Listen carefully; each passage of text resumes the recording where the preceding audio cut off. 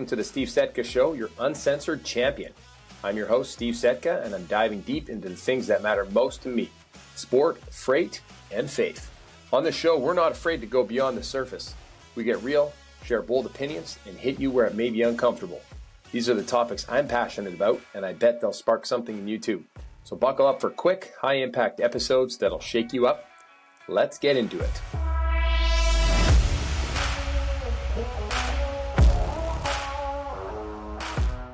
Welcome back to the Steve Setka Show. We're on a special episode of this show. I have a guest on, the most important person in my life. This is episode 40. We're hitting a milestone here. We're coming close to the end of 2026.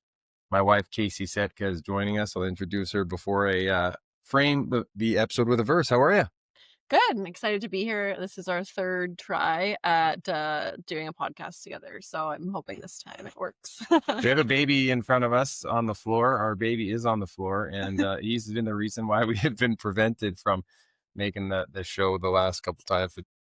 We're going to talk about some interesting stuff, some controversial stuff today, but we're going to frame the show with a Bible verse as per usual. Proverbs 31:25 to 31.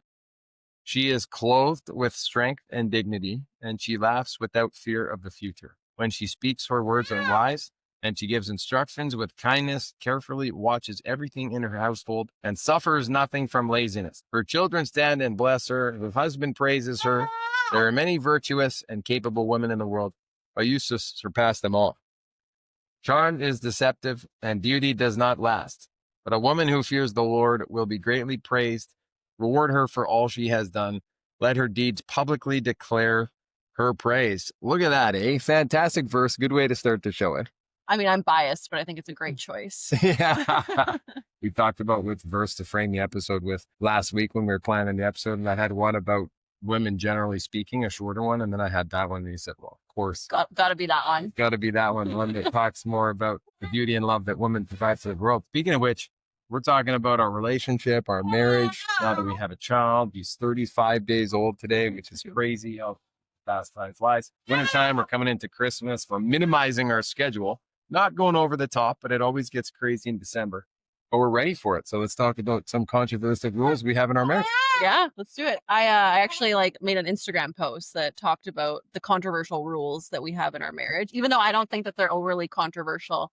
But yeah, I'm excited to get into it and discuss.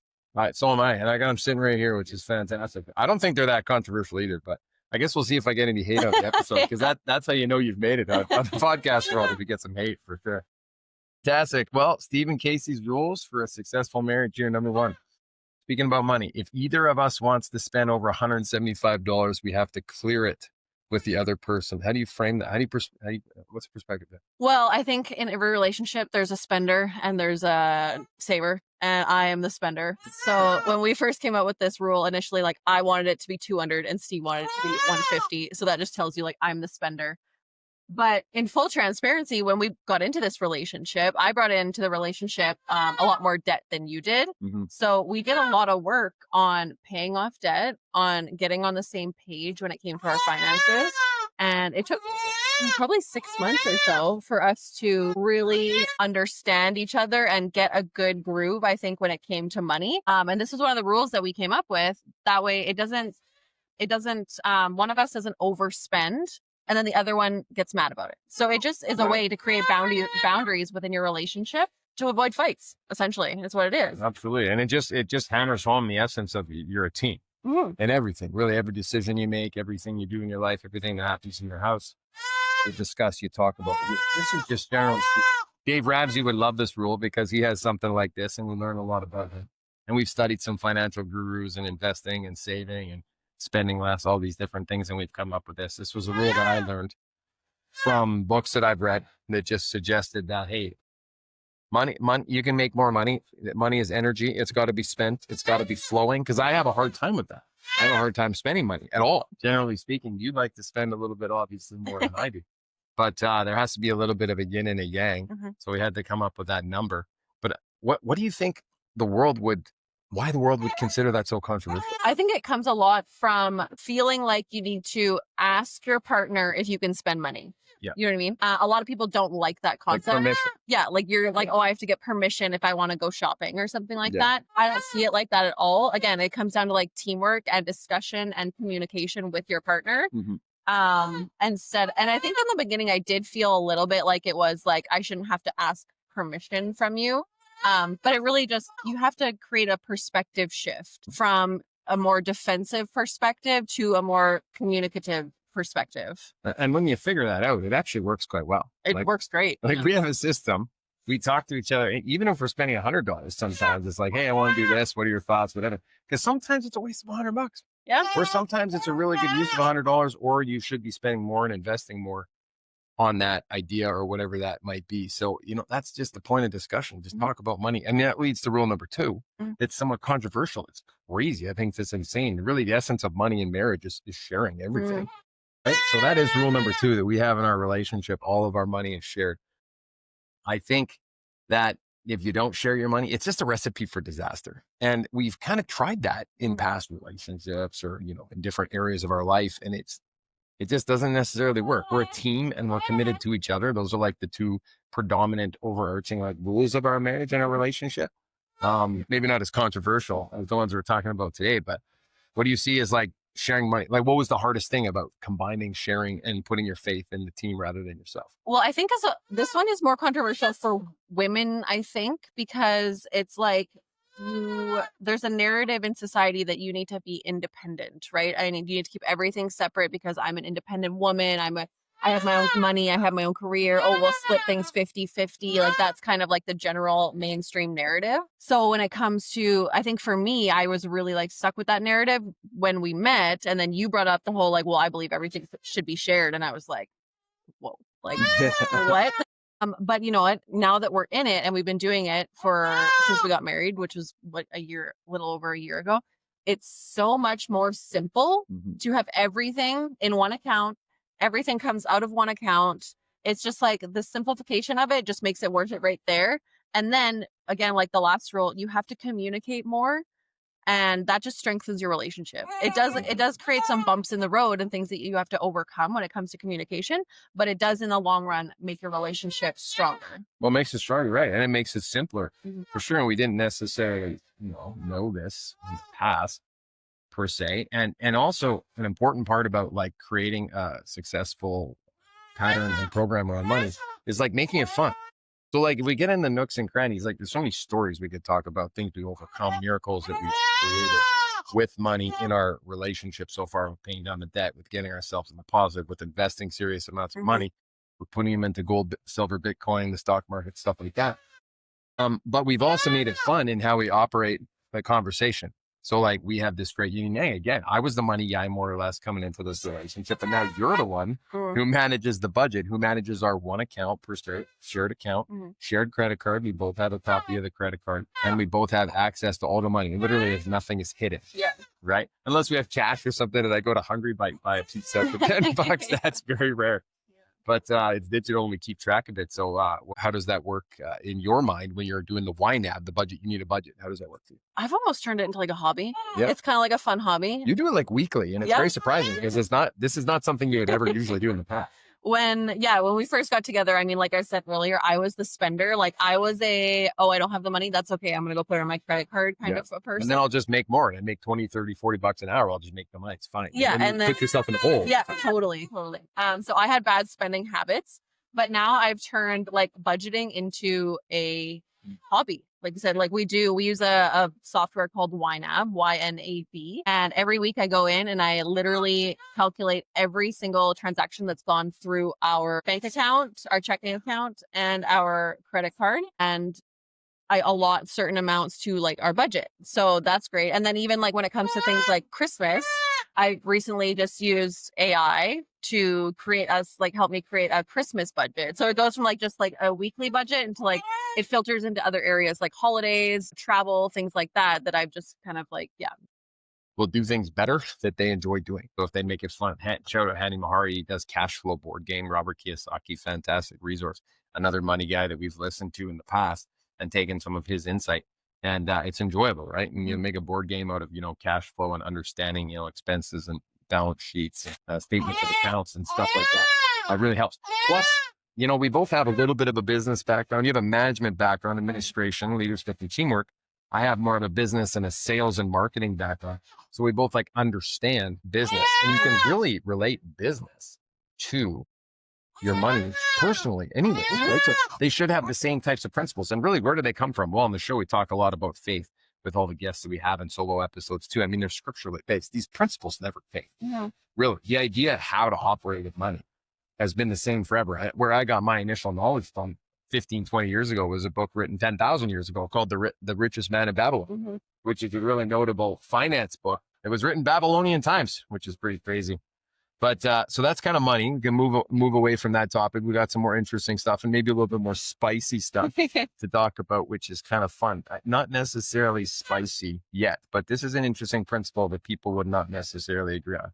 We don't have friends number 3. We have agreed to prioritize each other first and foremost above our kids. Yeah. And I think the main reasoning for that one is when you prioritize your spouse, you create a happy marriage, and a happy marriage creates a happy household. And then when you have a happy household, your kids flourish, right? So if you don't prioritize your marriage starts to degrade. And then your marriage starts to degrade, and then your household and your children feel the effects of it. So I think that's I don't even know is it controversial? Do you think people think that that's controversial? I absolutely do think it's controversial. People do. I don't. We agree on this, but I think people do. Like I was watching Instagram videos the other day. Yeah. They talked about, you're going to put this through there. This is perfect time. I'll talk while you're doing that. But it's controversial in the world because people think those who have more needs should come above, your spouse specifically. I watched this one video specifically that suggested that. Perfect, grabbing the baby. Great timing. We'll see the audio when we start. This guy was asking people, what would you prioritize in your relationship? Your mother, your daughter, or your spouse? And which order would you put that in? And they asked, this guy asked 10 what they thought, and they all said either their mother or their daughter before their wife, which is insane. It's not a biblical principle in order to take your daughter or your mother ahead of your wife, specifically talking from a man's point of view. Why? Because you need to build the foundation. The most important person for you is me. The most important person for me is you.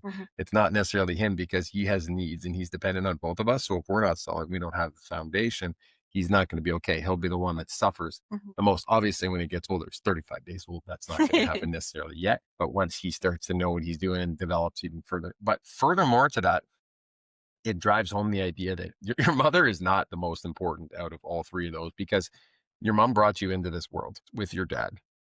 They birthed you, they raised you, and then you're supposed to leave them.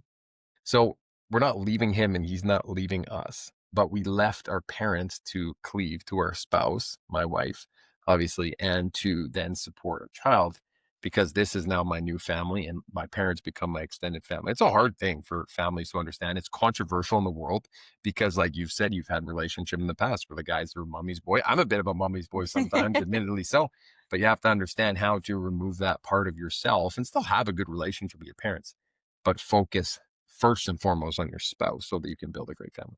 Yeah, I think, to be honest, if I ever came across a man who said his mom was his first priority, that's a major red flag and you should probably run away. It's crazy. It's crazy. I do understand there is nuance to this. You and I have a fairly typical or traditional marriage relationship. Neither of us have previously been married. We don't have any other kids from any other relationships. That's not the same for everyone, obviously. So if you have kids from a previous relationship, those kids this is difficult. We are not experts. We don't understand. We're not even going to talk about that, but we're talking about our marriage, first marriages, first kid for both of us, and continue to move forward and, follow that plan and things will work out okay. Anything more to say on that one? No, I'm good on that one. Okay. This is one that I think people will get shaken up about. This is the friends or associations with people of the opposite sex. So the rule that we have reads, we don't have friends or spend time with the opposite sex. Now there's a little bit of an exception to that, but run through it, why we have that rule and what it means to you. Well, I first want to point out that it's not, a lot of people think this comes down to trust. If they're like, you Right. think that your spouse shouldn't spend time with the opposite sex, it means that you don't trust them. And that's not true at all. I think we 100% do trust each other. But I think it's like, for me to have a male friend, a friend is someone that I wanna be able to talk about my feelings with, Hmm. right? Like, I have a couple good girlfriends where if I'm struggling with something in our marriage, I would go to them and I would talk to them, be like, "Oh, yeah, like, this is going on, and I'm really struggling with this emotionally," and you emotionally connect with your friends.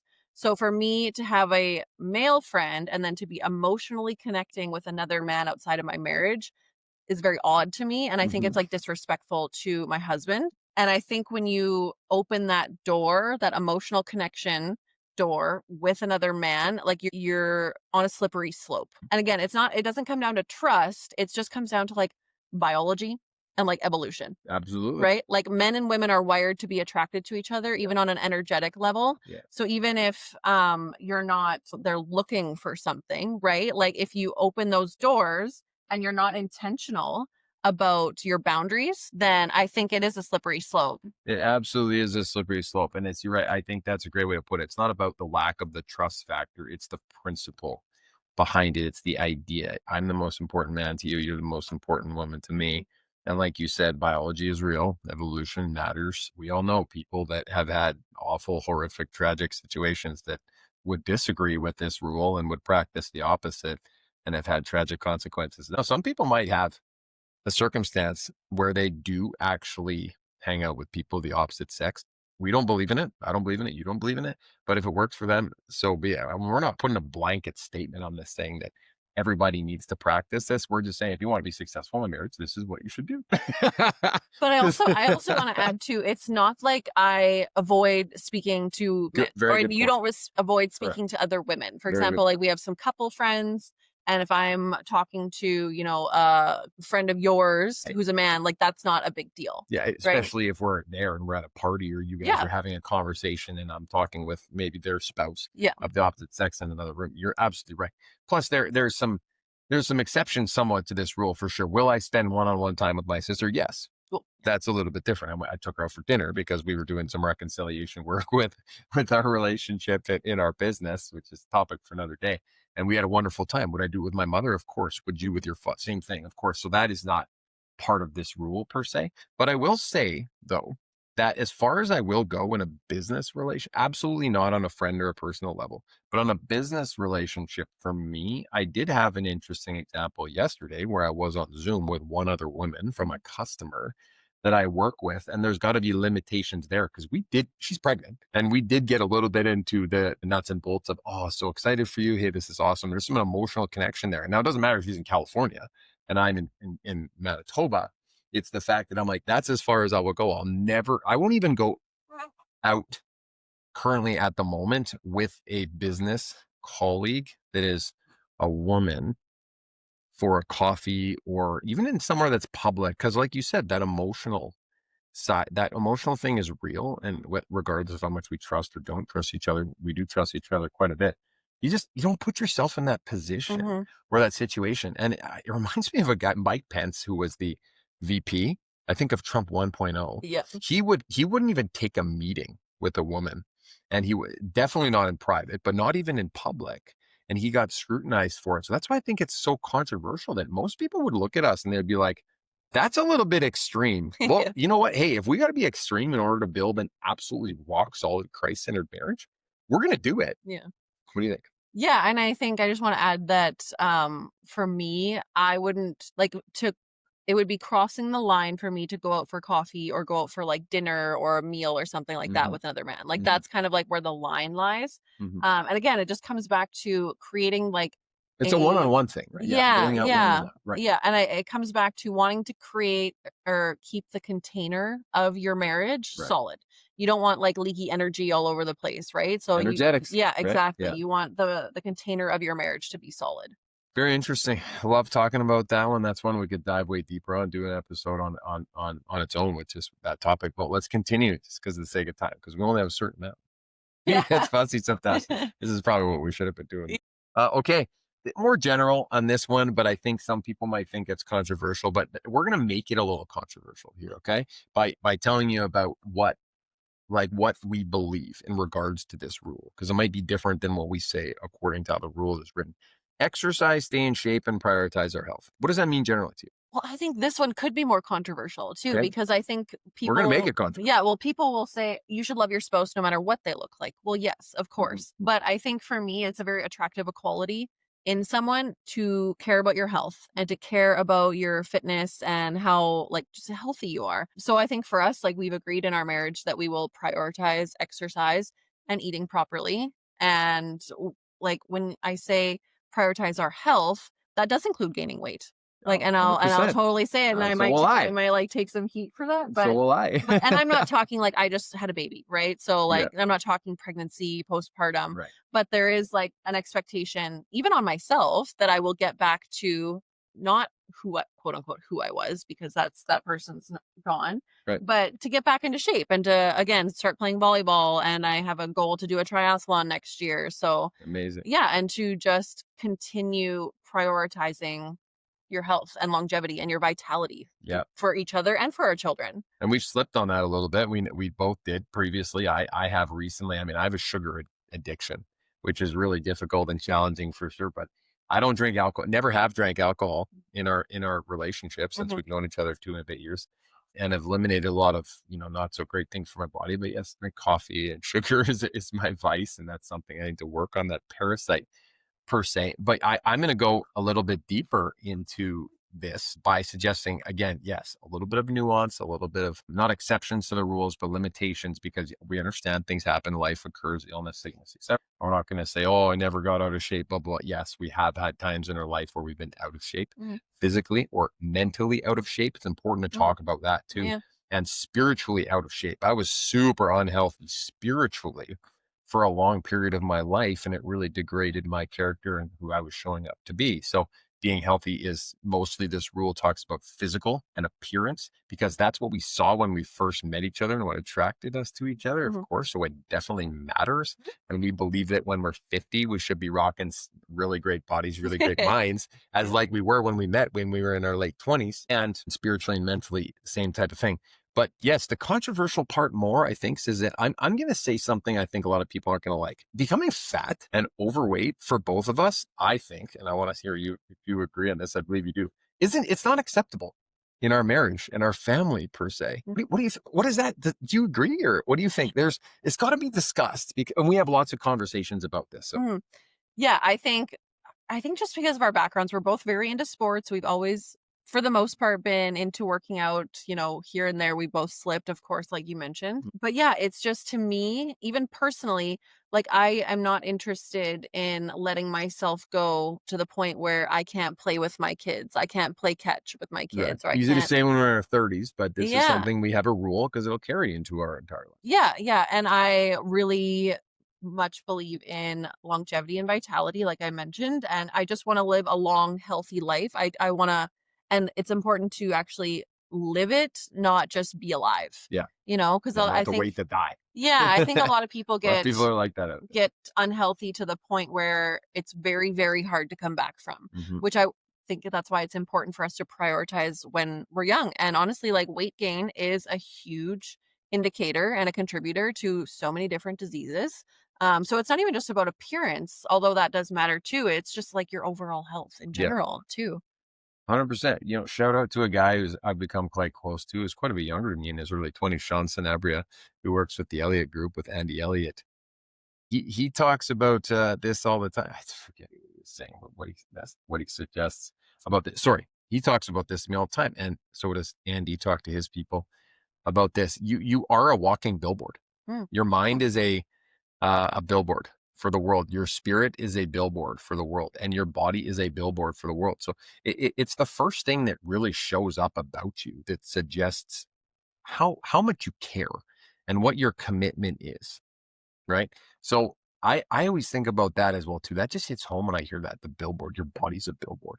That's something that people can, because people judge. They Mhm. do. When you meet, they'll say that's a judgment, and I think a good judgment that someone can make to me. Well, this guy or this gal, they're for real. I Mhm. can trust them with my finances. I can trust them with my kids. I can trust them to bring them into my life, and they bring their guard down. Yeah, well, they like someone like that clearly has drive, discipline. ambition, which is like all all things of that the, we value. good qualities. Right. I will also add there's a mental health aspect to it too, that like it would really affect your self-esteem.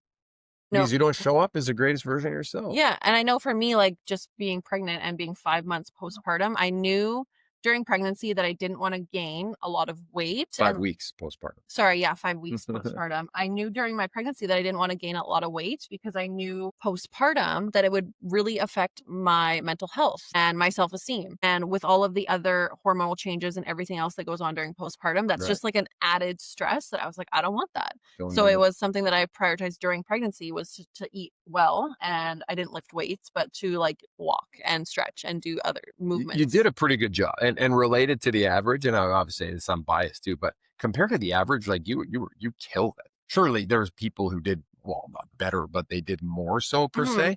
And like, yeah, there's things we learned, and you learned things I learned to be better in pregnancy for you because we have problems, we have challenges. Sometimes we say things, we say them in love, but we don't like what we hear, and sometimes they're just flat out mean. Yeah. More so that's me, but we're both very honest with each other. But we'll continue to get better, and that was fantastic. I mean, 22 pounds. We're blessed with good genes, good bodies, but we also work very hard for them, I Yeah, believe. But you gain 22 pounds, which is not crazy. yeah. That's very healthy in pregnancy. Some people gain a lot more weight, and no disrespect to anybody who does, because we know there's a lot of factors. But Mhm. you're very conscious about it. Tell people that your pregnancy was absolutely amazing, Yeah, and that was a blessing because that means we're going to have a lot more kids, and yeah. we're going to be successful in building a wonderful big family. Cool, cool. Next rule. We got two more here. We're almost done. This one comes around to language and framing this by suggesting that language matters. But this is just a big no-no in our house, and we've come close to kind of talking about it a bit, but nothing crazy. We don't use the word divorce, right? Like we call it kind of the D word, but that's a rule that we like. Yeah, this one's hard to explain, but controversial. I don't know, but interesting. Well, I'll say it's not that we don't talk about divorce, because one thing that we like, Very good point. I watch a lot of like the Ramsey Show, Dr. John Deloney, and Dr. John Deloney is very good, and he talks to couples. Like one couple will call in, "Oh, I'm really struggling with this in my marriage," and blah blah blah, and he gives relationship advice. And the deterioration of marriage is something that we talk about and how it happens. And I'll watch a video and then I'll ask you, "Oh, what did you think? What do you think of that?" Because I think it's important to not be naive and be like, "Oh, like we love each other so much that would never happen." We know people like that. Well, yeah, right? Yeah. Everyone knows people like that where they're like, "No, no, no, we love each other. We would never get divorced." But if you don't intentionally talk about the things that cause divorce, I think that it can get rooted in your relationship and it can Right. fester. And then, pretty as soon as before you know it, like there's a huge divide in your relationship. Mhm. So it's not that we don't talk about the like divorce at all, but it's something that we never, like when we're arguing or when we're fighting, or it's not a word that we ever use in the context of our own marriage. Right, Does that make right. sense? Absolutely. Yeah. And I agree with that for sure. I mean, I'm a man and I think solutions, right? And that's the male energetic, the male energy that comes out of me for sure.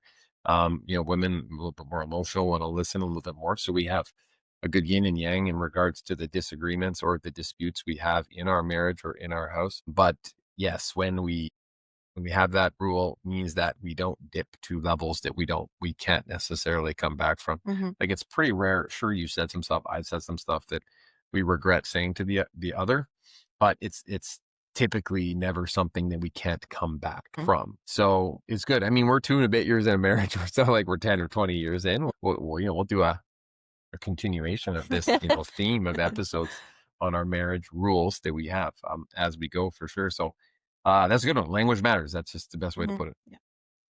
Last rule. We're almost done, and then we'll wrap up the show here. Okay, this is an interesting one. How we word it. Love doesn't conquer all. Mhm. Love doesn't conquer all. Marriage requires commitment above all else. So that's a big thing for me because I came into this and we brought two overarching themes, really terms into our marriage, and commitment was the one for me. And yours was teamwork, more or less. So, what does that mean to you? I think, again, going back to there can be a lot of naivety in marriage, and Mhm. people think, well, love conquers all, or as long as you love each other, you can make Mhm. anything work. And I honestly just don't believe that. I don't either. I think you can have two people who love each other so much but there can be things in their relationship, whether it's like within them as individuals, maybe they've got their own demons or their own things that they're Right. dealing with that Baggage. their own baggage that they just can't overcome. I We've think had. yeah, So we totally. rely on the other person to, help us through it, like through hell or high water, like we've said a few times. Um But yeah, so it comes back to that, like, not being naive and thinking that just because we love each other, that's Mm. all puppies and rainbows and it's gonna work Yeah. forever. You can love someone, but you don't always like them. Yeah. And We we see that say all the time. that, We talk about that all the and time. it requires, the continuous choosing of trying to be better, trying to be patient, trying to be more I know you hate that word "trying." I'm gonna say Didn't even think about it. yeah. Of choosing to be patient, Right. choosing to be understanding, and continuing to choose to love that person Yeah. day after day after day. Yeah. We always love each other. We don't always like each other, but the rule has the word, like you said, commitment in the rule. We've put that in there specifically. We're a team and we're committed to each other regardless of what happens.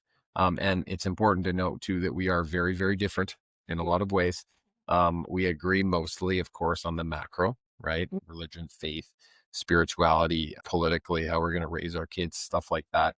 And we, disagree on a lot of things that are micro that just really don't matter, like music and food and genres and how to operate this and build systems. You have to have the yin and yang all the time and understand the energetics of masculine and feminine and work with them. Yeah, I mean, commitment trumps everything. And, we took a marriage course prior to getting married, more or less kind of an informal one, but someone was really, Counseling. really You guys qualified. call it Yeah. like counseling. Counseling, right? Yeah, marriage prep type of thing.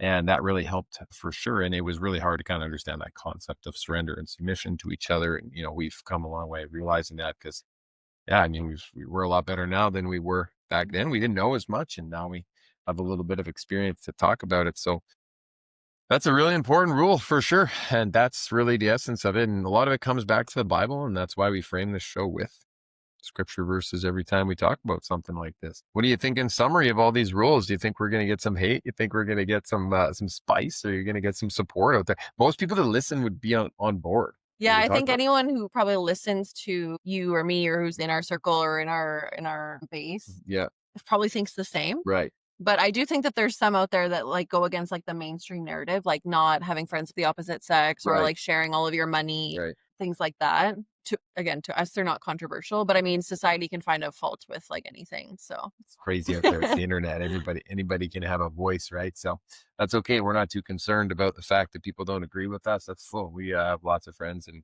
family members and loved ones who don't agree with some of the things we do, and but that's important to realize in life for sure. But yeah, I mean, we're not ashamed to say we're a pretty conservative family, very traditional. I mean, you're on mat leave right now for 18 months, but Mhm. planning on we don't know what's going to happen necessarily after that. But you have initiatives, I have initiatives, and I'm mostly the provider and the protector, and you're mostly the nurturer and the mover and shaker around here. So that's just the way we've designed it, and we believe that's the best, structure for our life, for the goals and the mission and the vision that we have. Very good, very good, cool. So there, and in summary, women are amazing, they're incredible, and they do so many great things. Men are very necessary, and we build up men on this show. We talk about, well, freight, faith, and sport. Typically, that's not really what the topic was today, but aspiring, expectant, and newborn mothers and fathers is more or less what we talk about, and then the foundation of that was marriage. So thanks for joining me on the show. We'll do a lot more of these, and we'll talk about more crazy things going forward. Thanks for having me. Good, good, good. Take care. Enjoy the weekend. Thanks for tuning in to today's episode. I hope you found value in what we shared and that you'll take it with you to positively impact the world around you. If so, we'd love for you to take a moment to rate, review, and share the show because we're on a mission to grow and reach more hearts. Prayers, gratitude, and love. Until next time.